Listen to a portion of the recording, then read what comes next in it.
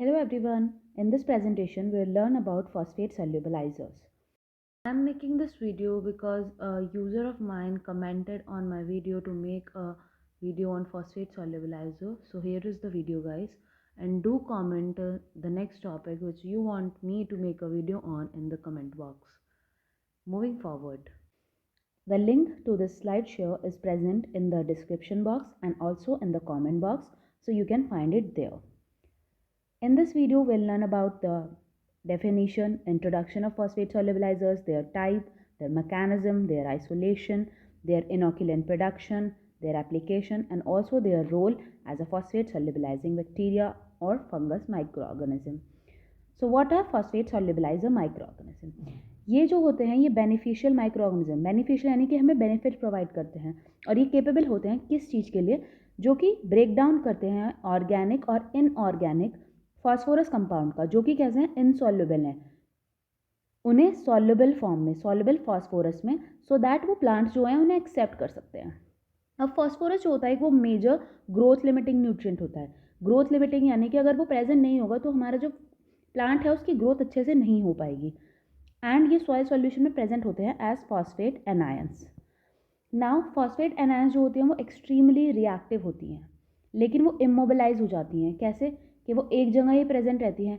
अब हमारी जो रूट्स हैं वो उन्हें एक्सेप्ट नहीं कर सकती क्योंकि वो इनसॉल्युबल हैं, लेकिन प्रेसिपिटेशन के थ्रू क्या होता है, ये जो होती हैं कैल्शियम से, मैग्नीशियम से और फेरस के साथ, एल्यूमिनियम, इन सब के साथ रिएक्ट करती हैं एंड ये सॉल्युबल फॉर्म में आ जाते हैं, जिससे कि हमारे प्लांट जो होते हैं वो ईजिली एक्सेप्ट कर सकते हैं। नाउ ये जो होती हैं एसोसिएटेड होती हैं राइजोस्फीयर के साथ। अब राइजोस्फीयर क्या होता है?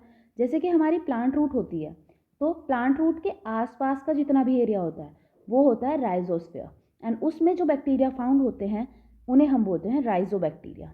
इसलिए हम, और क्योंकि ये हमारी प्लांट ग्रोथ में हेल्प करते हैं, देयरफॉर हम इनको प्लांट ग्रोथ प्रमोटिंग राइजोबैक्टीरिया या फिर पीजीपीआर भी बोलते हैं।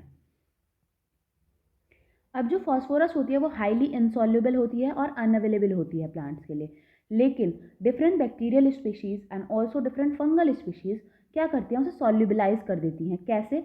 उस इनऑर्गेनिक फॉस्फेट को, इनसॉल्युबल को, हम as a soluble compound form करके, जैसे कि tricalcium phosphate, dicalcium phosphate, hydroxyapatite and rock phosphate.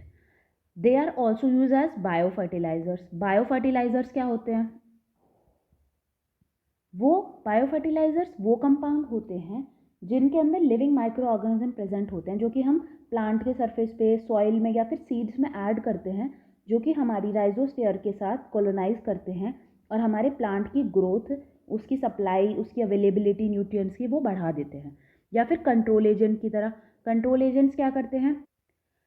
जो कि कोई भी हमारे माइक्रो ऑर्गेनिज्म होते हैं बायोलॉजिकल, जो कि हमारी प्लांट्स के अंदर डिजीज़ को कॉज को कम करते हैं, रिड्यूस करते हैं एग्रीकल्चर इम्प्रूवमेंट के लिए।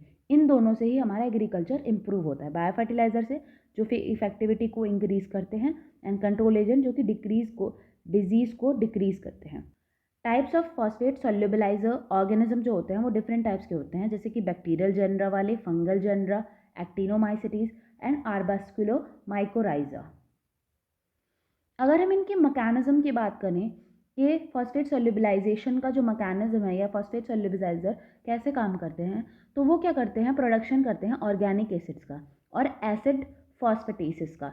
एसिड फॉस्फेटेसिस क्या होते हैं? वो एक ऐसे एंजाइम होते हैं जो कि फॉस्फेट को फ्री करते हैं फॉस्फेट को, जिससे कि वो क्या होगी? अवेलेबल फॉर्म में आ जाए डाइजेशन के टाइम पे या फिर ब्रेक डाउन, डिग्रेडेशन के टाइम पे। And they play a major role in mineralisation. Mineralisation क्या प्रोसेस होता है? हमने फास्फोरस साइकिल में पढ़ा था, it is the process of conversion of organic phosphate into inorganic compound. तो अब क्या होता है? प्रोडक्शन होता है ऑर्गेनिक एसिड का, जिसकी वजह से रिजल्ट होता है acidification of microbial cell and its surrounding. इसमें जो आते हैं, जो ऑर्गेनिक एसिड्स वो प्रोड्यूस करते हैं, वो होते हैं ग्लूकोनिक एसिड्स, 2 कीटोग्लूकोनिक एसिड, जो कि मोस्ट फ्रीक्वेंट एजेंट्स होते हैं फॉस्फेट सॉल्युबलाइजिंग एक्टिविटी के। नाउ दिस टेबल रिप्रेजेंट के कौन कौन से एसिड्स, कौन कौन से जो स्ट्रेन्स है वो प्रोड्यूस करते हैं। जैसे कि 2-कीटोग्लूटानिक acid, Rhizobium leguminosarum, Rhizobium meliloti, Bacillus firmus, ये सारे प्रोड्यूस करते हैं। ग्लूकोनिक एसिड कौन प्रोड्यूस करता है? Pseudomonas species, Erwinia herbicola, Pseudomonas cepacia etcetera. And ये माइक्रोबियल स्ट्रेन्स जो होते हैं, सो ये will learn about this, all of this which are very important. Strains of Bacillus जो होते हैं वो mixtures of organic acid produce करते हैं, जैसे कि lactic acid, isovaleric acid, isobutyric acid and acetic acid and other organic acid जो कि हमारी स्पीशीज़ होती हैं वो प्रोड्यूस करती हैं फॉस्फेट को सॉल्युबलाइजेशन के लिए, वो होते हैं gluconic acid, oxalic acid, malonic acid and succinic acid. इसके बाद कुछ चिलेटिंग सब्सटेंस या फिर इनऑर्गेनिक एसिड्स भी होते हैं, जैसे कि सल्फिडेरिक, नाइट्रिक एंड कार्बोनिक, जो कि फॉस्फेट सॉल्युबलाइजेशन में काम आते हैं। जेनरा जो सूडोमोनास, बैसिलस एंड राइजोबियम होते हैं, वो among the most powerful phosphate solubilizers में काम आते हैं। नाउ ये जो हमारा डायग्राम है ये हमें शो करता है कि किस तरह से हमारी जो फॉस्फोरस है वो अवेलेबल होती है। सॉइल फॉस्फोरस के अंदर जो सॉइल होती है वो इनऑर्गेनिक एंड ऑर्गेनिक फॉर्म में प्रेजेंट होती है। बाय मिनरलाइजेशन ऑर्गेनिक फॉस्फोरस जो होती है या फिर सॉल्युबलाइजेशन के थ्रू वो कन्वर्ट होती है into bio available products. Now जो हमारे माइक्रो ऑर्गेनिज्म ये इसमें हेल्प करते हैं वो होते हैं Rhizobium, Bacillus, Enterobacter and Pseudomonas. Now ये जो बायोअवेलेबल फॉस्फोरस है, जब ये इमोबिलाइजेशन के थ्रू इनऑर्गेनिक जो फॉस्फोरस है वो ऑर्गेनिक फॉस्फोरस में कन्वर्ट होती है और इमोबिलाइज हो जाती है, उसे हम प्रोसेस को बोलते हैं इमोबिलाइजेशन। एंड ये जो हमारे माइक्रो ऑर्गेनिज्म ये करते हैं वो होते हैं Azospirillum and Azotobacter. Now isolation of phosphate solubilizing bacteria, जो हम आइसोलेशन करते हैं उसका वो बहुत इंपॉर्टेंट है। हम क्या करते हैं? प्लेट स्क्रीनिंग मेथड यूज़ करते हैं।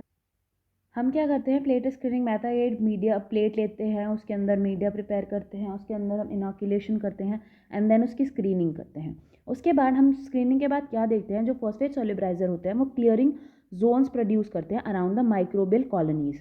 फॉर एग्जाम्पल आप यहाँ पे देख सकते हैं फॉस्फेट सॉल्युबलाइजर जो होते हैं वो क्लीन जोन ऑफ फंगस, उन्होंने यहाँ पर ये फंगस के थ्रू है, जैसे फंगस के चारों तरफ ये क्लियर जोन्स प्रेजेंट हैं, ये जो होते हैं वो फॉस्फेट सॉल्युबलाइजर्स की वजह से होती हैं। फिर क्या होता है? इनसॉल्युबल मिनरल फॉस्फेट, जैसे कि ट्राई कैल्शियम फॉस्फेट या फिर हाइड्रोक्सीपेटाइड जो होती है वो कंटेंट होती हैं मीडिया के अंदर ही। ब्रोमोफिनोल ब्लू मेथड जो कि क्या करता है? येलो कलर प्रोड्यूस करता है फॉलोइंग pH ड्रॉप होता है through the release of organic acids. And here is the note, generally हम क्लियरिंग जोन जो होती हैं अगार प्लेट मेथड पे जो होती हैं वो जनरली जो उसके लिए हम मीडियम यूज़ करते हैं वो होती है Pikovskaya's medium, which is a general medium for the selection of phosphate solubilizers. Inoculant production, potential material जो हम यूज़ करते हैं जो कि सपोर्ट करते हैं good growth and survival of bacteria, वो होते हैं जैसे कि coals, bentonite, corn oil, mineral soils, peat moss, vermiculite and perlite. ये सारे जो कंपाउंड्स होते हैं ये सब हमारे एज अ कैरियर की तरह काम करते हैं, जो कि हमारे फॉस्फेट सॉल्युबलाइजर्स को कैरी करते हैं। इसके अंदर हमारा जो होता है डिफरेंट स्टेप्स होते हैं। सबसे वन स्टेप होता है कल्टीवेशन हम जो करते हैं उसके लिए हम मीडिया यूज़ करते हैं। एक प्रॉपर मीडिया होनी चाहिए इनोकुलेंट के लिए, nutrient broth, yeast extract media broth etcetera. फिर हम उसका इंट्रोडक्शन करने के बाद उसको इंक्यूबेट करते हैं at a particular temperature, light and incubation period, जो कि हमारा अकॉर्डिंग किसके होगा? According to the micro organism we are using. For example अगर हम बैक्टीरिया यूज़ कर रहे हैं तो उसके लिए 35 degree C to 37 degree C for 24 hours. And अगर हम यहाँ पर फंगस यूज़ कर रहे हैं तो उसके लिए 28 degree C to 30 degree C for 3 to 5 days. So ये इनका डिफरेंट क्राइटेरिया होता है। नेक्स्ट हम स्टेप क्या करते हैं? कलेक्शन। अब जो हमने कल्टीवेट किया उसका कलेक्शन करना है। हम उन्हें कलेक्ट करते हैं माइक्रोबियल सेल को बाय सेंट्रीफ्यूगेशन फॉर एग्जाम्पल जैसे कि हम बैसिलस होता है तो बैसिलस का जो हम सेंट्रीफ्यूगेशन करते हैं वो हम 10 मिनट्स के लिए करते हैं 4000 RPM पर। नाउ ये जो होता है हमारा सेंट्रीफ्यूगेशन, ये हर एक माइक्रो ऑर्गेनिज्म के लिए अलग होता है। फिर हम इन सेल्स को वॉश करते हैं डिस्टिल वाटर या फिर डाइल्यूट सेल्यूलोज सॉल्यूशन से। And the next step is उनका फॉर्मुलेशन और inoculation using a carrier material. जो कैरियर मटेरियल जो भी होता है हम उसको उन सेल्स को कैरियर मटेरियल के साथ मिक्स कर देते हैं। कैरियर मटेरियल हमने ऊपर पढ़ ही लिए, जैसे कि पीट, वर्मिकुलाइट, परलाइट, कोल, कॉर्न ऑयल एक्सेट्रा, ये सब हम यूज़ करते हैं। अब जो हमारा इनोकुलेशन है उसका हम एप्लीकेशन कैसे करते हैं। सबसे पहले हमने फॉस्फेट सॉल्युबलाइजर्स का कल्टीवेशन कर लिया, हमने उनका कलेक्शन कर लिया यूजिंग सेंट्रीफ्यूगेशन। नाउ हमने नेक्स्ट स्टेप में उनका फॉर्मुलेशन कर लिया using a carrier protein plus microbial cell. इन सबको फिर हमने क्या करा, सीड में या फिर नर्सरी सॉइल में मिक्स कर दिया। अब हमने इसे मिक्स कर दिया, एज इसके सीड के थ्रू ये प्लांट में जाएगा एंड सॉइल के थ्रू ये प्लांट में जाएगा। उससे क्या होगा, हमारा क्रॉप कल्टीवेशन होगा। अगर हमारी जो सेल्स हैं वो सॉल्यूशन में हैं तो हम उन्हें इंजेक्ट भी कर सकते हैं सीडलिंग या रूट में इन द नर्सरी सॉइल में near the root, so that recommended date पे, सो दैट वो क्या होगा, एज अ फॉस्फेट सॉल्युबलाइजर ही काम करेगा। बट ये इसका एक ऑप्शनल स्टेप है, अलग से डिफरेंट। अगर हम ये प्रोसेस नहीं फॉलो कर रहे तो हम ये प्रोसेस फॉलो कर सकते हैं and which can be leads to the crop cultivation. Next आता है रोल क्या है फॉस्फेट सॉल्युबलाइजर्स का। फॉस्फेट सॉल्युबलाइजर जो होते हैं वो बायो कंट्रोल होते हैं, प्लांट को डिजीज में कम करने में काम करते हैं, प्लांट ग्रोथ हार्मोन्स प्रोड्यूस करते हैं, देयरफॉर वो प्लांट की ग्रोथ इंक्रीज करते हैं। उसके बाद वो एंटीबायोटिक का प्रोडक्शन करते हैं अगेंस्ट बैक्टीरिया, वो सॉइल एग्रीगेशन में हेल्प करते हैं, वो रेजिस्टेंट प्रोवाइड करते हैं to abiotic stress. Abiotic stress यानी कि टेम्परेचर ज़्यादा ना हो, टेम्परेचर कम ना हो, पीएच ज़्यादा पीएच कम, मॉइस्चर कंटेंट, ये सब सिडोफोर सिंथेसिस करते हैं। सिडोफोर्स क्या होते हैं, सिडोफोर्स जो होते हैं वो हमारे लो मॉलिक्यूलर वेट के मॉलिक्यूल्स होते हैं जो कि आयरन को चिलेट करते हैं वेरी स्पेसिफिक और वेरी हाई एफिनिटी के साथ, और फिर वो हमें उसे प्लांट को प्रोवाइड करते हैं, सॉल्युबलाइजेशन को इंक्रीज करते हैं। ये नाइट्रोजन फिक्सेशन में हेल्प करते हैं। नाइट्रोजन फिक्सेशन इज अमोनिया का conversion to nitrate and nitrite ion, so that वो क्या हो, प्लांट उसे एब्जॉर्ब कर लें। So these are the roles of phosphate solubilizing bacteria. So that's all. This was the video on phosphate solubilizers. Link is present in the description box and also in the comment box. Do give your honest reviews, like the video, share your comments on topics which I should make the video, share and subscribe the channel. Thank you.